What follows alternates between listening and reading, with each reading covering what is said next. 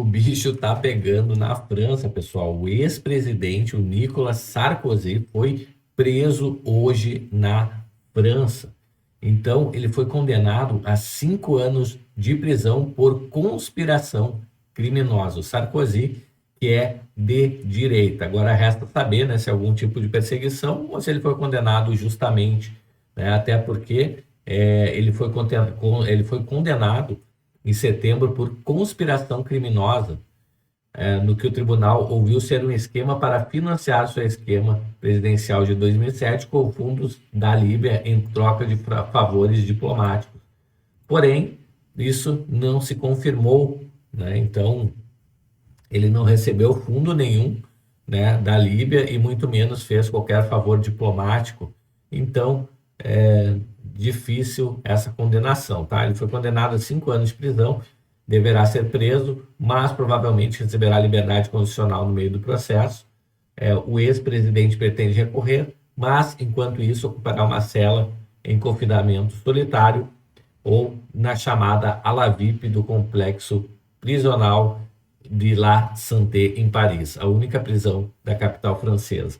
Essa ala é reservada a presos considerados inadequados para integrar a população carcerária em geral, geralmente por temerem a sua própria segurança. Podem ser políticos, ex-policiais, membros de organizações de ultradireita ou pessoas ligadas a grupos terroristas islâmicos, informou a afiliada da CNN BFM TV.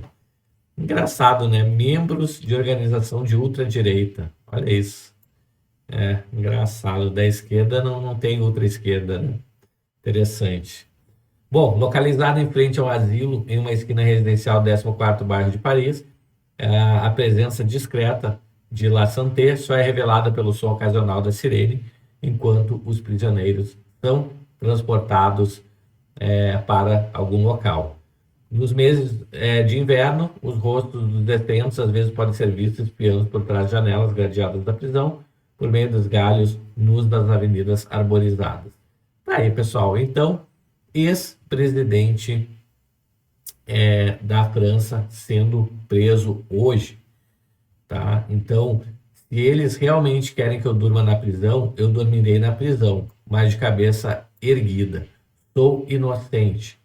Esta injustiça é um escândalo, falou Nicolas Sarkozy. Pessoal, tem que ver se realmente essa prisão faz sentido mesmo, né? Ou se isso aí é mais uma perseguição à direita do mundo aí, né? Como fizeram aí com o Bolsonaro. Então tem que entender o que é, na verdade, que está por trás disso, né? Lá na França, né? Como a gente não acompanha muito a França, difícil dizer, né, exatamente o que acontece lá, né? Se existe essa perseguição parecida com a que existe aqui no Brasil, né? Então isso aí é uma coisa a verificar.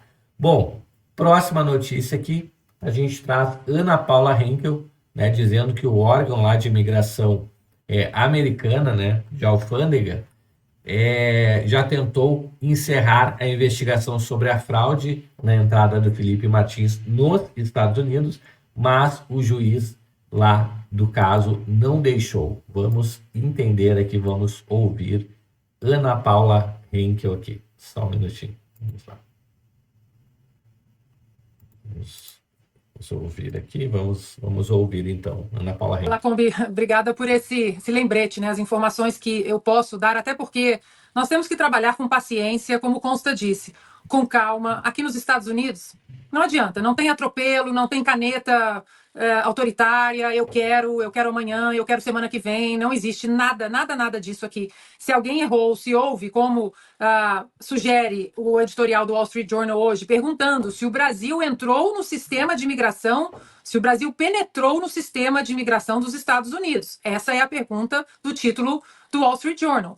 E aí eu gostaria de ler rapidamente aqui para a nossa audiência, Lacombe, porque é uma matéria muito importante.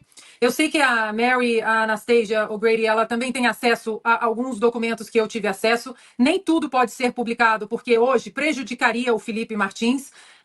Então eu vou ler umas partes, porque são partes muito pertinentes e que nós precisamos escolher as palavras, porque, repito, o único interessado, e nós precisamos proteger o único interessado dessa história, é o Felipe G. Martins, mais ninguém.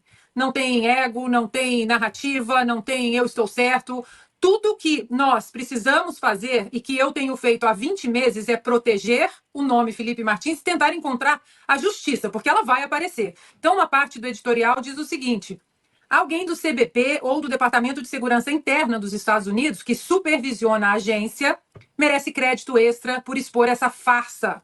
O CBP diz que a investigação continua, e isso é bom porque o trabalho não está concluído. O caso tem todas as características de penetração estrangeira dentro do CBP. Mas o público não saberá até descobrir quem entrou no sistema da agência e colocou o nome do senhor Martins com uma data de entrada falsa na página Histórico de Viagens, aquele famoso Travel History, que não é o I-94. E, posteriormente, criou o registro legal falso, conhecido como I-94. Mas embaixo o editorial segue. A página do Travel History não é um documento legal. Assim, em abril de 2024, a advogada do senhor Martins na Flórida, Ana Bárbara Schaffer, contactou o CBP para solicitar uma cópia do I-94 registrado para cada estrangeiro não residente ao entrar nos Estados Unidos. Lembrando, Lacombe, residentes e cidadãos aqui nos Estados Unidos, ou seja, quem tem o famoso Green Card e a cidadania, que é o meu caso e do Consta, você não tem I-94 quando você entra aqui. O I-94 só é gerado para quem não é residente aqui com o Green Card ou tem a cidadania. E aí, a última parte que eu queria dividir com a nossa audiência.